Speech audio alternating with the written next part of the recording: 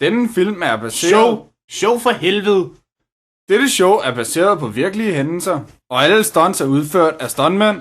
Professionelle stuntmænd. Professionelle stuntmænd!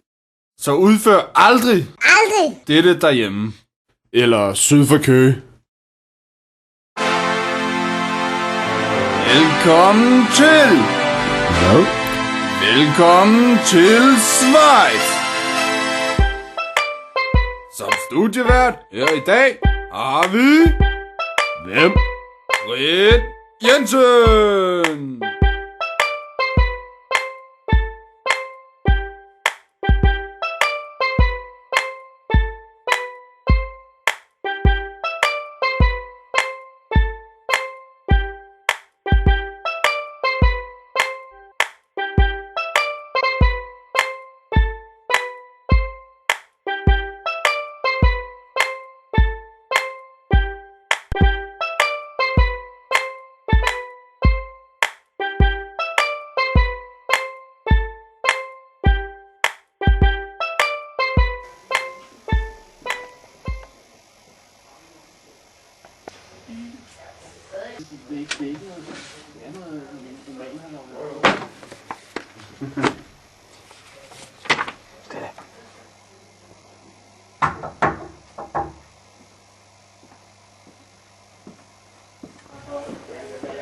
Hej.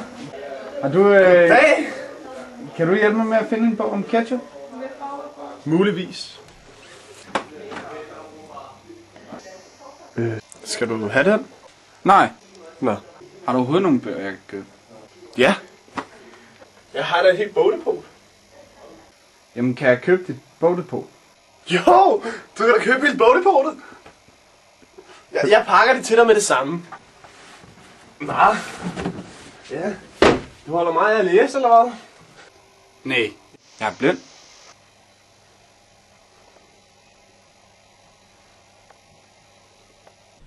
Velkommen til mit andet lille dejlige studie over i Hammershus, hvor vi vil beskæftige os med et andet emne. Vi vil nemlig bevæge os ind i musikkens verden. En spændende verden, som der er fuld af nye udfordringer og spændende kunst. I dag vil vi kigge på Jeg vil gå en tur på stranden og finde ravklumper. Et ekstravagantisk nummer, der gør dig i dejlig afslappet stemning. Vi vil nu bevæge os ind i den dejlige mørke hule og opleve, hvordan musikken lytter. Rigtig god fornøjelse.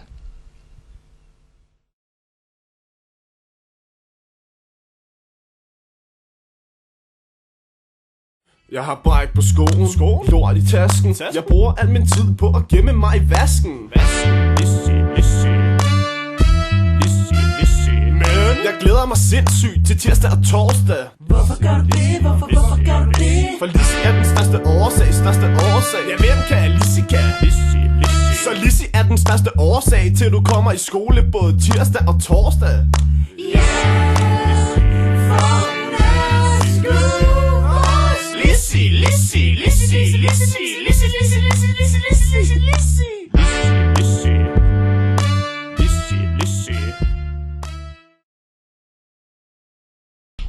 Og så en lille reklame.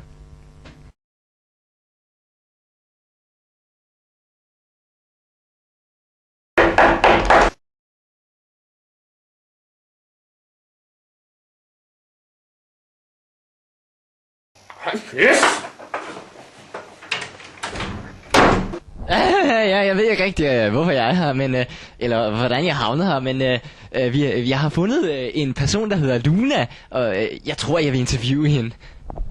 Hej. Ja, og vi har så fundet ud af, at Luna Kokbøl har astma, som hun har kæmpet med i mange, mange år. Ja, men mest de sidste 2 dage. Brian! Fleischer! Men ja, det er sgu... Men det fungerer fint i øjeblikket, altså udover at det er gået ned ad bakke. Ja, det er jo meget beklageligt for dig. Alle har vel noget, som de ikke kan lide ved sig selv. Men synes du, at det volder dig besvær, når du er ude blandt andre mennesker i det offentlige med din sygdom? Volder den dig noget besvær? Den er sgu svær, den der. Altså, jeg synes faktisk, at folk de behandler mig utrolig godt. Om det så er med lidenhed, eller fordi jeg har en rigtig god personlighed, det ved jeg sgu. Jens! Men jeg har det godt med det. Jeg har det sgu godt. Jeg tror, jeg kender det fra... er det ikke Tourette-syndromet, det hedder? Nej, jeg har lidt af astma i mange år. Astma er en slem sygdom, og... Jeg ved sgu ikke, hvordan jeg skal udtrykke mig på andre måder. Louise! Oh. Er det i orden? Undskyld, men jeg trænger sgu. Ja, og før vi går tilbage til studiet, vil jeg lige spørge vores ven her om rygning volder et problem, også for astma. Nej, jeg tror ikke, at der er nogen sammenhæng på nogen som helst måde. Rygning er jo en dejlig ting, som... ja, det bringer folk sammen, synes jeg. Så det er sådan... Ja, jeg har det sgu godt med det. Rune! Ja, og det var så vores dejlige syge ven med astma.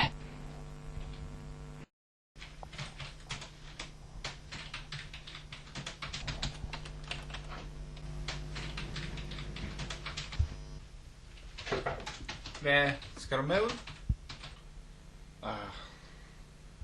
Jeg skulle stoppe. Ja, okay. Men du kan jo bare komme ud, hvis der er.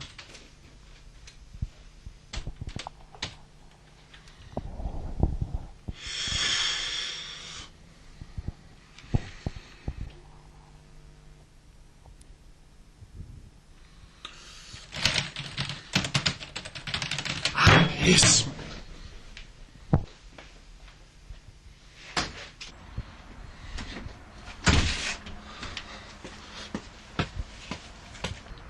Hej Jimmy. Hej. Så kom jeg sgu alligevel. Det er skide godt. Jeg har stået og varmet lidt op.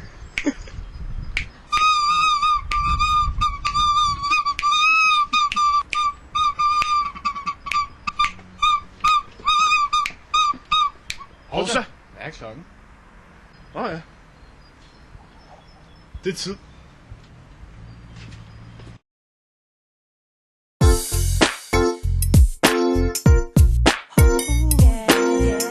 Og Benjamin. Hej, mit navn er Helge, og jeg skal ud og kælke på min fars ny Volvo med kromfælge. Og jeg er lavet af rasp, jeg er rask, søn af en præst, og den lille fyr, de ego. Men kan du sige mig, hvad der egentlig i vejen med have været forelsket i sergeanten fra Vejle? Jeg er helt min egen, ja, en VVS-mand, og jeg hedder ikke Dan, men min fan er Patrick Swayze. Men hvad fanden er der så galt med mit liv? Er svaret en kniv? Jamen så undskyld Benjamin. Benjamin, du er min, og ikke en andens. Du giver mig sved på tanden, når vi fægter, og du ved lige så godt som jeg er, vi altid vil skyde knoppen med Astrid.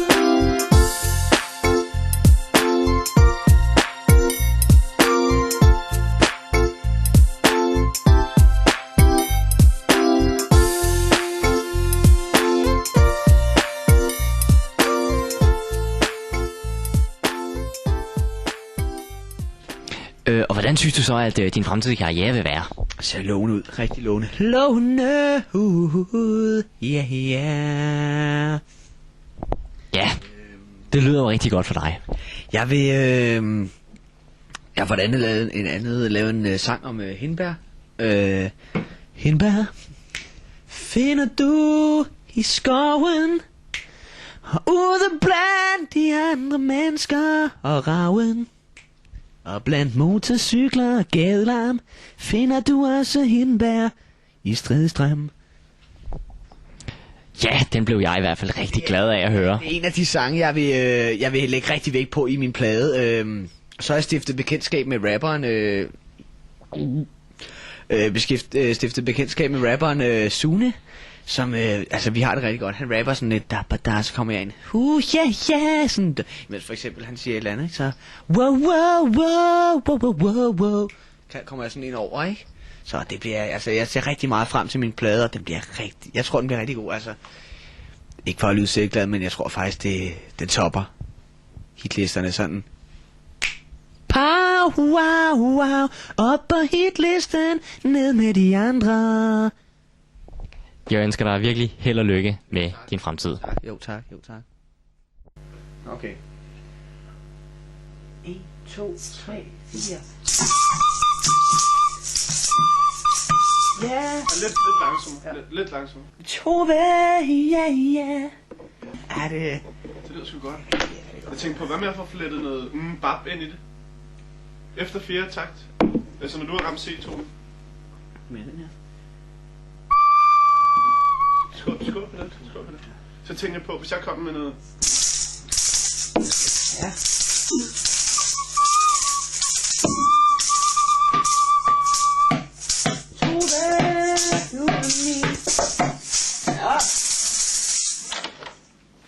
Martin er død.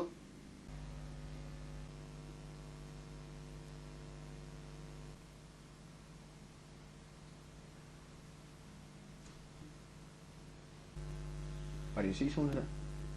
Ja, med lidt bas. Lidt Tove. Yes, Tove. Yes.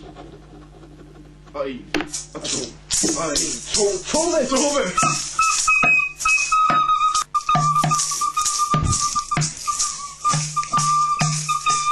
Kom så, spillemand! Blæs mig et stykke!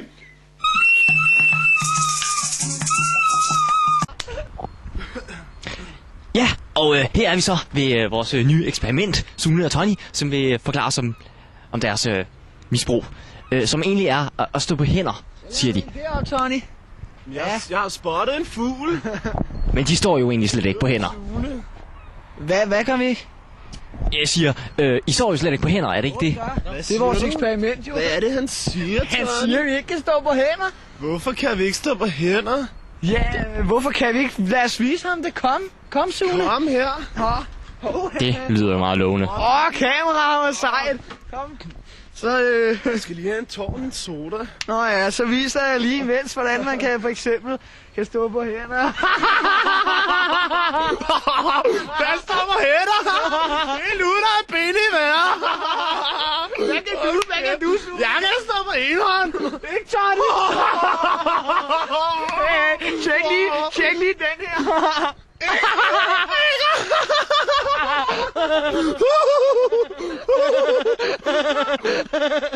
Okay, fuck. Skide godt. Ja, det virker jo som en meget seriøs Det er vores eksperiment. og, Du vidste det slet ikke. og ja, spændende og konstruktiv hobby.